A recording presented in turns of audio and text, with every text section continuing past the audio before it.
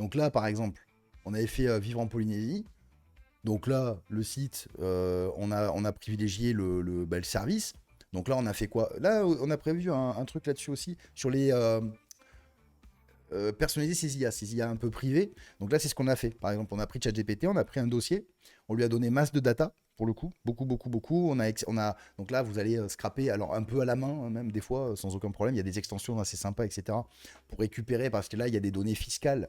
On a scrappé toutes les petites annonces pour avoir une médiane sur le coût du logement. Malgré qu'on habite là, des fois, on a un prisme.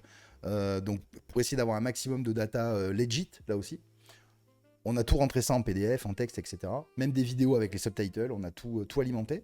Et on a essayé de générer un background de site comme ça sur la data. Et puis après, la mise en forme. Donc là, c'est fait avec Bolt. Ok.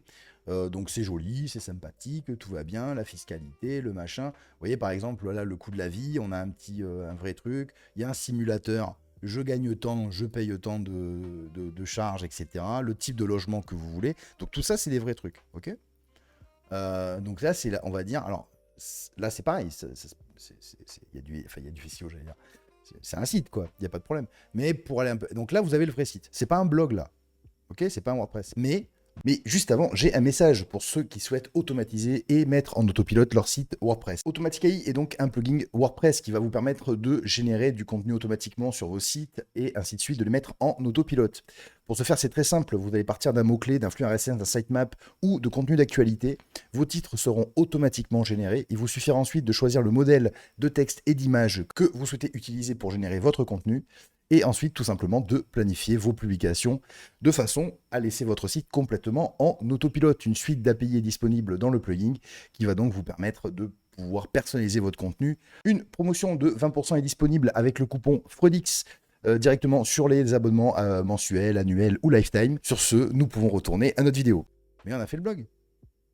Et là, on part sur de l'informatif. Oui, bon, on sait que l'informatif aujourd'hui, faut y aller comme des zinzins, mais vous voyez, avec quelques articles qui se postent tous les jours. Donc ça peut être de l'actu avec Gnews, etc. etc. Mais du coup, ça a du sens. Et après, vous pouvez appeler les flux RSS dans Bolt pour interagir entre les deux. Peut-être qu'on vous montrera ça sur un live, ça peut être intéressant. Mais vous voyez. Donc c'est bien de jumeler les deux. Donc pourquoi faire un simple blog WordPress là où en fait il y en a à foison. De toute façon, il suffit de regarder les SERP. Hein. Simplement, il y a des SERP qui il n'y a pas. Et plutôt peut-être faire un vrai site un peu legit. Avec les outils qu'on a, je veux dire, ça serait con de pas en profiter, quoi. C'est facile. Mais je vais vous dire, même si on sait dev, à minima, du web, c'est long, hein. C'est un peu long. C'est faisable et tout, mais c'est un petit peu long. Voilà, chercher la data si vous n'avez pas de chat GPT pour vous condenser toute la data pour que vous ayez scrappé et tout. Ça, là, l'occurrence, c'est pas qu'on pouvait pas le faire avant, c'est juste que là, ça prend 1 heure.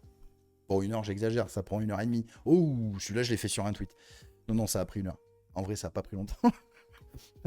Donc, c'est ça l'intérêt. Donc, je me dis, ben, quitte à gagner du temps, autant essayer de passer devant, quitte à mettre de côté un petit peu de SEO un peu poussé, et puis de rattraper la partie SEO, oui, avec du blog, mais dans le blog. Vous voyez. Et là, vous passez AdSense. Putain, j'ai même pas pensé à le soumettre celui-là, mais je m'en fous. Celui-là, faut faire de la FI, par exemple, c'est mieux. Vous avez des API d'affiliation. C'est pareil, mettre des gros boutons. Je sais que oui, si vous faites les bourrins, mettre des gros boutons jaunes, machin. Mais des fois, je redonne l'exemple que j'ai donné il y a pas longtemps. Par exemple, vous prenez l'API de Travel Payout, qui est une régie. Vous avez Booking, c'est un exemple. Hein. Il vous donne une API. Cette API, vous récupérez la liste de tous les hôtels avec les coordonnées, les ouvertures.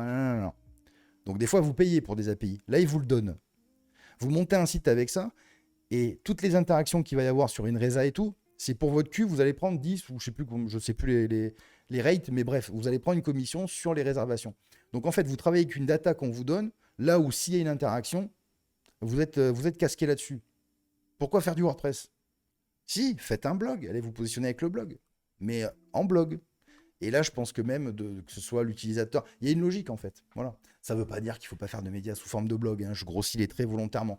C'est juste que j'essaye de poser un peu la strate entre guillemets là-dessus parce que c'est ce qui nous. Et t'as de meilleurs résultats, clairement. Parce que tu rends service à l'utilisateur aussi, quelque part, ça joue. Une interaction, la rétention, hein, c'est important. Sur ce, passez une bonne journée, allez ranker, merci d'être venu, et moi je vous dis à bientôt. Salut!